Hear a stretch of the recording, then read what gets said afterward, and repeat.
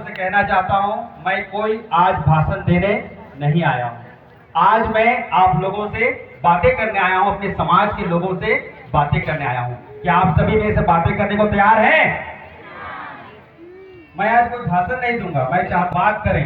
हम समाज के लोग हैं, समाज के बीच में बात होना बहुत जरूरी है। कुछ विषयों को लेकर मैं चिंतन कर रहा था, मनन कर रहा था, और उस बातों को आज मैं आप लोगों के सामने रखना चाहता हूँ।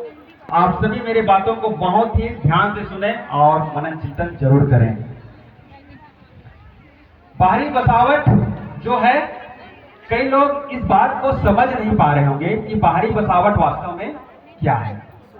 उससे पहले मैं एक बात कहना चाहता हूं, एक तीर एक कमान सर्व आदिवासी, एक तीर एक कमान सर्व आदिवासी एक समान। सोचा कि हम क्यों बटे हैं? क्या वो गोरा है मैं काला हूं, वो अमीर है मैं गरीब हूं, या धर्म के कारण हम बटे हुए हैं? क्या लगता है आप लोगों को? रंग के कारण बटे हुए हैं? नहीं, मैं आप लोग स्पष्ट कर देना चाहता हूं, ना हम गोरे काले के कारण बटे हैं, ना अमीर ना गरीब के कारण बटे हैं, ना धर्म के कारण बटे हैं। हम बटे हैं तो राजनीतिक पार्टियों के कारण बटे हैं। आज ये राजनीतिक पार्टी हमें बांटी है, एक को वनवासी बना दिया और एक को आदिवासी। अगर आज हम नहीं बटे होते तो मेरे समाज के लोगों, आज हम एक साथ मिलकर यहाँ आदिवासी दिवस मनाते होते। आज ये राजनीतिक पार्टी चाहे ए हो चाहे बी हो, इन्होंने हमें ऐसा बांट के रखा है कि हम एक नहीं हो सकते। इसलिए मैं कहना चाहता हूं, ना हम धर्म के कारण बटे हैं, ना गोरे काले के कारण बटे हैं। हम बटे हैं तो राजनीतिक पार्टियों के कारण। आज हमारे आदिवासी चंदा देकर आदिवासी दिवस मना रहे हैं ना।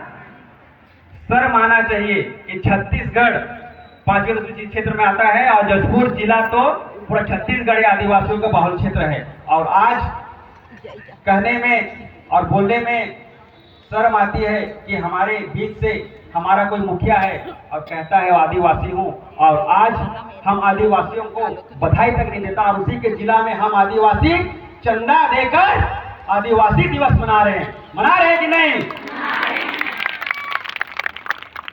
दूसरी बात मैं कहना चाहता हूं, ये जो राजनीतिक पार्टी है, ये हमें आपस में कभी एक साथ होने नहीं देगा। उसके लिए हमें जागरूक होना पड़ेगा, हमें सोचना पड़ेगा, हमें समझना पड़ेगा। मैं किसी पार्टी का विरोध आज नहीं करूंगा, ये दिवस है, पर मैं इतना जोर कहूंगा, आप सभी को मनन चिंतन करने की जरूरत है। आज छत्तीसगढ़ में 90 विधानसभा सीट है और 90 विधानसभा सीट में लगभग 29 आदिवासियों के लिए आरक्षित सीट है। चाहे वो ए पार्टी का हो चाहे बी पार्टी का हो, छत्तीसगढ़ में कितने विधायक होंगे? हमारे 29 विधायक होंगे, और ये 29 विधायक हमारे किसी काम के नहीं है, क्योंकि हम हर वर्ष अपना आदिवासी दिवस इसी तरह चंदा देकर जमीन में बैठकर मनाते हैं। अगर यही कुछ अलग कार्यक्रम होता तो यहाँ करोड़ों का टेंट गड़ा होता, और आपको हमको पिकअप में जानवर की तरह ठूस ठूस कर यहाँ लाए रहते। आज आपने गाड़ी का भी खर्चा दिया होगा ना। तो यही बात हमें मनन चिंतन करने की जरूरत है। आज जशपुर जिला में 3 सीट किसके लिए है? हमारे आदिवासियों के लिए। चाहे वो ए पार्टी का हो चाहे बी पार्टी का, विधायक कौन बनेगा? आदिवासी ही बनेगा।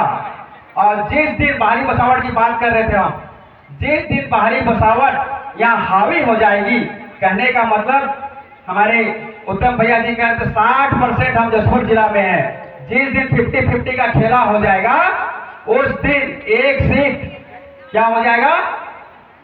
सामान्य हो जाएगा, और उस सीट में कौन लड़ेगा? सामान्य लोग। मैं इन 29 विधायकों से कहना चाहता हूं, है हिम्मत तो एक सामान्य सीट से चुनाव लड़कर दिखा दो। कोई देगा, कोई पार्टी देगा हमारे आदिवासियों को किस सामान्य सीट से टिकट? नहीं देगा। इसलिए मेरे माताओं बहनों, समाज के प्रमुखों, बाहरी बसावट को हमें रोकने की जरूरत है।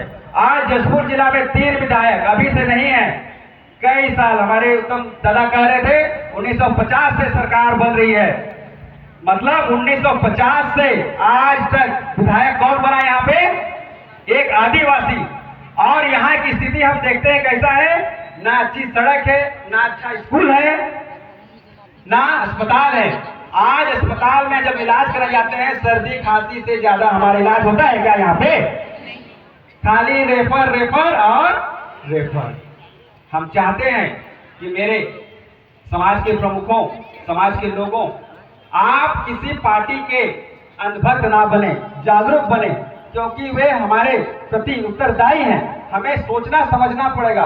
हम पीढ़ी दर पीढ़ी क्या कर रहे हैं? उनके गुलाम कर रहे हैं। मैं कहना चाहता हूं कि एक पति अपने पति को धोखा दे सकती है, एक पत्नी अपने पति को धोखा दे सकती है, एक बच्चा अपने माता पिता को धोखा दे सकता है, एक गर्लफ्रेंड एक बॉयफ्रेंड को धोखा दे सकता है, पर हम इतने बड़े अंधभक्त हैं, पीढ़ी दर पीढ़ी पार्टी की क्या कर रहे हैं?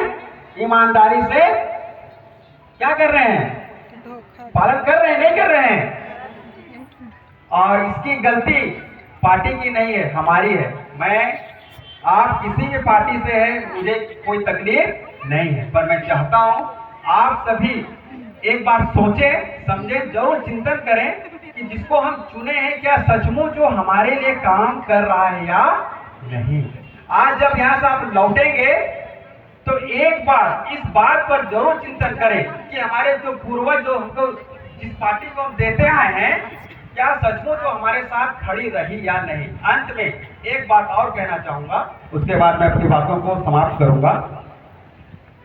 आज हमारी जो संस्कृति है बहुत अच्छी संस्कृति है, हमारी खुशियों के लिए होता है, किसी राजनीतिक पार्टी के नेताओं के नाचने के लिए नहीं है। पर मैं हमेशा देखता हूं और इस बात को सुनते आया हूं कि किसी भी पार्टी के नेताओं का स्वागत कौन करता है? नाच गा के आदिवासी करता, बाकी समाज नहीं है क्या?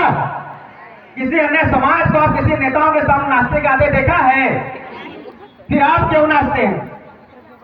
क्यों नाचते हैं आप क्या नचनिया हैं? आदिवासी समाज को नचनिया समझ रखे हैं? मैं आज आप लोगों से कहना चाहता हूं, कोई अपना व्यक्ति भी कहे ना कि उस नेता के सामने नाच दो, तो साफ क्या करेंगे आप लोग? मना कर दीजिए। ये संकल्प लेना चाहते हैं? एक बार हाथ उठा के बताइए, नाचना चाहते हैं? आज के बाद मेरे आदिवासी समाज के माताओं बहनों और मेरे पिताओं, किसी भी नेता के स्वागत के सामने नाचने की जरूरत नहीं है। और आज के बाद मैंने कहीं किसी को नाचते हुए देख लिया तो ये समाज निर्णय लेगा। मैं चाहूंगा स्वागत करने के और भी तरीके हैं, आप उस तरीके से स्वागत करिए, पर किसी भी नेताओं के सामने नाचने की जरूरत नहीं है। बातें बहुत है पर समय कम है, विचार बहुत है, पर मैं अपने बातों को यहीं से विराम देना चाहूंगा। अंत में यही कहूंगा, हम धर्म और राजनीति से ऊपर उठकर अपने आदिवासी पहचान एकता को मजबूत करें। यदि हम आपस में बंट गए तो समझ जाइए हम मिट गए। आप किसी भी पार्टी से रहे, किसी भी धर्म में रहिए, हम सब एक हैं। एक तीर एक कमान। बहुत बहुत धन्यवाद।